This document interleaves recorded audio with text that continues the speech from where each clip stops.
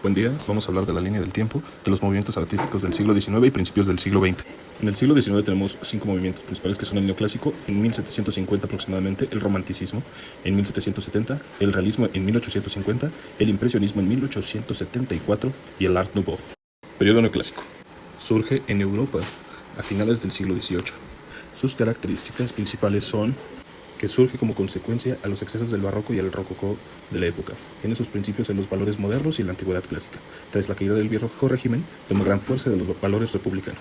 Periodo romanticista. Surge en Europa a finales del siglo XVIII y principios del siglo XIX.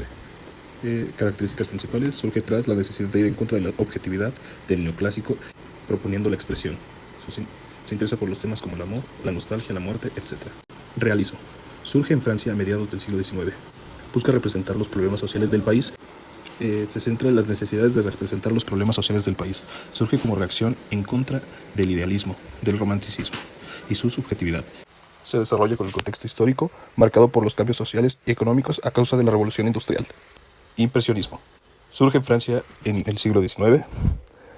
Sus características principales: poner atención en las perspectivas ópticas, la luz y el color. Los artistas trabajan al aire libre, por lo que optan por temas contemporáneos que les permitan captar rápidamente los efectos de la luz sobre los materiales. Art Nouveau. Surge a finales del siglo XIX y principios del siglo XX en Europa. Sus principales características son líneas sinuosas y asimétricas, formas orgánicas y geométricas, composiciones fluidas, materiales modernos como el hierro, el vidrio y la cerámica, ornamentación sensual, motivos naturales como hojas, flores, enredaderas, insectos y animales. Promovió la inclusión de valores estéticos en la arquitectura de la era industrial y las artes aplicadas, además de la pintura y la escultura. A su vez, incluye lo que es el diseño gráfico y el diseño industrial al mezclarlo en la arquitectura. A continuación, vamos a hablar sobre los movimientos artísticos que surgieron en los inicios del siglo XX. El fauvismo fue un movimiento artístico revolucionario que surgió en Francia a principios del siglo XX. Su principal característica fue el uso de colores vivos, intensos y no realistas para expresar emociones. Este estilo, liderado por Henri Matisse, rechazaba las normas tradicionales del realismo y la perspectiva. Una obra emblemática del fauvismo fue Mujer con sombrero de Matisse, creada en 1905. En esta pintura los colores no representan la realidad, pero transmiten una energía vibrante y liberadora. El fauvismo, aunque breve, marcó el inicio de un arte más libre y subjetivo. El cubismo, desarrollado por Pablo Picasso y Georges Braque, transformó el arte a principios del siglo XX, al abandonar la perspectiva tradicional. Este movimiento descompuso objetos en formas geométricas y mostró múltiples puntos de vista en un solo plano. Una obra clave es Las señoritas de Aviñón de Picasso, creada en 1907. Aquí 5 figuras femeninas son representadas con influencias de máscaras africanas y formas geométricas, rompiendo con el realismo. Este estilo marcó el inicio del arte moderno, sentando las bases para movimientos como el arte abstracto.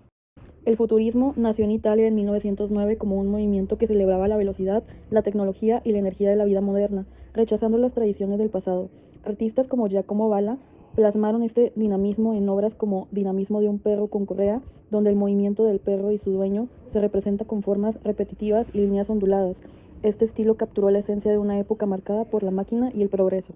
El dadaísmo surgió en Suiza durante la Primera Guerra Mundial como una protesta contra la lógica, la razón y las normas artísticas tradicionales. Este movimiento, liderado por artistas como Marcel Duchamp, fue profundamente crítico y sarcástico. Una obra icónica es Fuente de Duchamp, presentada en 1917.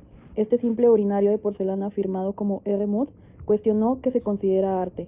El dadaísmo desafiaba las instituciones y celebraba lo absurdo, dejando un impacto duradero en el arte contemporáneo. El surrealismo, liderado por André Breton en los años 20, se inspiró en el psicoanálisis de Freud para explorar el subconsciente y los sueños. Este movimiento desafió las normas de la lógica mezclando elementos realistas con lo absurdo. Una obra clave es La persistencia de la memoria de Salvador Dalí, donde los relojes blandos que se derriten simbolizan la fluidez del tiempo y la naturaleza del inconsciente. El surrealismo abrió un mundo nuevo de creatividad y exploración interior.